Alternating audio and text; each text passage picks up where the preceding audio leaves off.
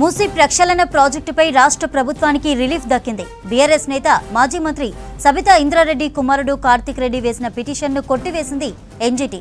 పిటిషన్లో సరైన ఆధారాలు లేవంది ఎన్జీటీ. గాంధీ సరోవర్కు ముందస్తు అనుమతులు తీసుకోలేదని ఫిర్యాదు చేశారు కార్తిక్ రెడ్డి. అయితే రాజకీయ దురుద్దేశంతోనే పిటిషన్ వేశారని ప్రభుత్వం వాదించింది. మూసీ ప్రక్షాళన ప్రాజెక్టుపై రాష్ట్ర ప్రభుత్వానికి రిలీఫ్ దక్కింది. బీఆర్ఎస్ నేత మాజీ మంత్రి సబితా ఇంద్రారెడ్డి కుమారుడు కార్తిక్ రెడ్డి వేసిన పిటిషన్ను కొట్టివేసింది ఎన్జీటీ. పిటిషన్లో సరైన ఆధారాలు లేవంది ఎన్జీటీ. గాంధీ సరోవర్కు ముందస్తు అనుమతులు తీసుకోలేదని ఫిర్యాదు చేశారు కార్తిక్ రెడ్డి. అయితే రాజకీయ దురుద్దేశంతోనే పిటిషన్ వేశారని ప్రభుత్వం వాదించింది.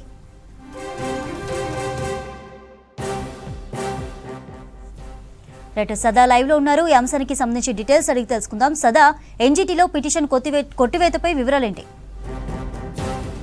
ప్రక్షాళన ప్రాజెక్టుకి మార్గం సుగమైందని చెప్పుకోవచ్చు. సో ఇప్పటికే మూసీని ప్రక్షాళన చేయాలంటూ పునరుద్ధరణ చేసుకోవడానికి ప్రభుత్వం దీనికి ప్రణాళికలు వేసింది, ఆల్రెడీ డిపిఆర్ సిద్ధం చేసింది. సో ఫస్ట్ స్టేజ్లో ఇటు గాంధీ సరోవర్ ప్రాజెక్టు వరకు గాంధీ సరోవర్ ప్రాజెక్టును డెవలప్ చేసుకుంటూ అక్కడి వరకు మూసీ ఈసా నదులను కూడా డెవలప్ చేయాలని ఇప్పటికే ప్రతిపాదించింది. దానికి సంబంధించిన అన్ని పనులు ఒకవైపు కూడా ప్రారంభించడానికి సిద్ధమైంది. సో ఈ క్రమంలో ఈ నేషనల్ గ్రీన్ ట్రిబ్యునల్లో బీఆర్ఎస్ నేత కార్తిక్ రెడ్డి ఎన్జీటీలో కేసు వేశాడు. సో ఇదంతా కూడా మూసీ ప్రాజెక్టు నిబంధనలకు విరుద్ధంగా జరుగుతుంది అంటూ కూడా దీనిపైన కేసు వేశాడు. సో దీనిపైన విచారించిన నేషనల్ గ్రీన్ ట్రిబ్యునల్ ఈరోజు కార్తిక్ రెడ్డి వేసిన కేసును పూర్తిగా కొట్టేసింది.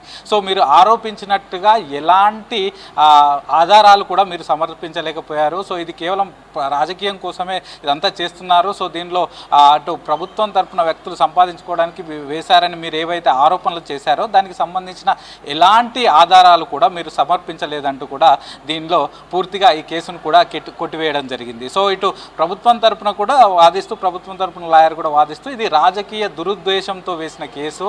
సో ఎక్కడ ఆధారాలు లేవు. ఈ ప్రాజెక్టు ఏదైతే మూసీ ప్రక్షాళన ప్రాజెక్టు ఉందో దానికి సంబంధించిన క్లియర్గా మా దగ్గర డిపిఆర్ రెడీగా ఉంది. అలాగే ఏషియన్ డెవలప్మెంట్ బ్యాంక్ కూడా లోన్ ఇవ్వడానికి సిద్ధంగా ఉంది. ప్రభుత్వం దీన్ని ప్రతిష్టాత్మకంగా చూసుకుంటుంది, ఈ ప్రాజెక్టును ముందుకు తీసుకెళ్తుంది. సో ఈ ప్రాజెక్ట్ సంబంధించి గవర్నమెంట్కి ఒక క్లియర్గా ఒక విజన్ ఉంది. అలాగే మూసీకి చుట్టుపక్కల ఎవరైతే ఇళ్ళు పోతున్నాయో వాళ్ళకి కూడా మేము ఏవైతే ఇల్లు పోతున్నాయో దానికి ప్రతిఫలం ఇవ్వడానికి కూడా పూర్తిగా క్లియర్ మైండ్ సెట్తో ఉన్నామంటూ కూడా వీళ్ళు క్లియర్గా ఎవిడెన్సెస్ కూడా ప్రభుత్వం ఇటు నేషనల్ గ్రీన్ ట్రిబ్యునల్కి ఇచ్చింది. సో దీంతో కార్తిక్ రెడ్డి వేసిన పిటిషన్కి ఎలాంటి సపోర్టెడ్ డాక్యుమెంట్స్ లేకపోవడం, ఎట్లాంటి ఆధారాలు లేకపోవడంతో నేషనల్ గ్రీన్ ట్రిబ్యునల్ ఈరోజు కార్తిక్ రెడ్డి వేసిన పిటిషన్ అయితే పూర్తిగా కొట్టేసింది. సో ఇక్కడి నుంచి క్లియరెన్స్ అంటే మనకు దీన్ని బట్టి అర్థమైందంటే క్లియరెన్స్ పూర్తిగా వచ్చేసింది. మూసీ ప్రాజెక్టుకి క్లియరెన్స్ వచ్చింది కాబట్టి నెక్స్ట్ వర్క్స్ కూడా స్టార్ట్ చేసుకునే సిచ్యువేషన్ అయితే ఇప్పుడు మూసీ ప్రాజెక్టుకు వచ్చేసింది. సో ఇప్పటికే బీఆర్ఎస్ ప్రభుత్వం మొదటి నుంచి, బీఆర్ఎస్ పార్టీ రాజకీయంగా మొదటి నుంచి దీనిపైన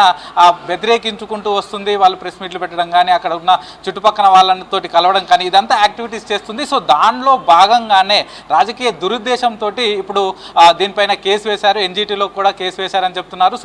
రీసెంట్గా మనం ఓంకారేశ్వర టెంపుల్ శంకుస్థాపన జరిగినప్పుడు కూడా సీఎం రేవంత్ రెడ్డి మూసీ పక్కన నిర్మిస్తున్నటువంటి ఓంకారేశ్వర ఆలయం పునరుద్ధరణ పనులప్పుడు శంకుస్థాపన టైంలో క్లియర్గా రేవంత్ రెడ్డి కూడా చెప్పాడు. సో ఈ ప్రాంతం నుంచి రాజకీయ లబ్ధి పొందినటువంటి వీళ్ళు కార్తిక్ రెడ్డి కానీ, వాళ్ళ మదర్ సబితా ఇంద్రారెడ్డి కానీ వీళ్ళంతా కూడా ఈ ప్రాంతం నుంచి రాజకీయ లబ్ధి పొందారు, ఇక్కడి నుంచి గెలిచారు. సో ఇక్కడి నుంచే మంత్రి పదవులు కూడా అనుభవించారు. కానీ వాళ్ళు ఇదే ప్రాంతాన్ని డెవలప్ చేస్తామంటే మాత్రం ఒప్పుకోవట్లేదు.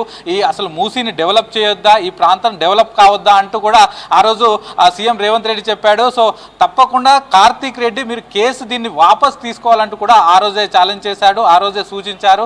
కానీ ఇటు ఆయన వెనక్కి తీసుకోవడం కాదు కదా, డైరెక్ట్గా ఎన్జీటీనే ఈ కేసును పూర్తిగా కొట్టేసింది. మీరు వేసినట్టు కేసు ఏదైతే వేశారో, మీరు ఏ రీజన్ తోటి అయితే ఇందులో కేసు వేశారో దానికి సంబంధించిన ఎలాంటి డాక్యుమెంట్స్ లేదు. ప్రభుత్వం నుంచి కూడా క్లియర్ కట్గా ఒక విజన్ డాక్యుమెంట్ ఉంది, అలాగే వాళ్ళు డిపిఆర్ ఉంది, అలాగే ఏడీబీ నుంచి వచ్చే నిధులు ఉన్నాయి, లోన్స్ ఉన్నాయి, ఇవన్నీ కూడా క్లియర్గా చూపిస్తున్నారు. కాబట్టి సో దీన్ని కొట్టేస్తున్నామంటూ కూడా చెప్పేసి ఈరోజు ఎన్జీటీలో కేసును అయితే పూర్తిగా కొట్టేయడం జరిగింది. సో దీంతో ఎన్జీటీలో కేసు కొట్టేయడంతో మూసీ ప్రక్షాళనకు ప్రభుత్వం ఏదైతే మూసీ ప్రక్షాళన చేయాలనుకుంటుందో, సో ఇప్పటికే మూసీ ఈసా నదులను డెవలప్ చేస్తూ గాంధీ సరోవర్ ఫస్ట్ ఫేజ్లో గాంధీ సరోవర్ కూడా నిర్మించాలనుకుంటుంది. కాబట్టి దీనికి క్లియర్గా ఎన్జీటీ నుంచి క్లియరెన్స్ వచ్చింది. అలాగే కార్తీక్ రెడ్డి ఈ పిటిషన్ వేసినప్పుడు దానిలో ఎట్లాంటి నిర్ణయం పూర్తిగా తీసుకోకముందుకే కొన్ని చెట్లను కొట్టేస్తున్నారు, అలాగే కొద్దిమేర ఇప్పటికే మూసికి అటు ఇటు ఉన్నటువంటి చెట్లను కూడా పూర్తిగా కొట్టేస్తున్నారంటూ ఈ పిటిషన్లో పేర్కొన్నారు. సో అక్కడ మాత్రం మేము ఎట్లాంటి చెట్లను ఇంకా కొట్టేయలేదు, సో డిపిఆర్ ఏదైతే మేము అనుకుంటున్నామో దాని ప్రకారమే వెళ్తాము, ఇంకా యాక్టివిటీ స్టార్ట్ అవ్వలేదంటూ కూడా వీళ్ళు ప్రభుత్వం తరపున న్యాయవాదులు చెప్పారు. సో దీనికి ఏకీభవిస్తూ కోర్టు అయితే ఎన్జిటిలో కార్తీక్ రెడ్డి వేసిన ఆ పిటిషన్ అయితే ఈరోజు కొట్టేసింది.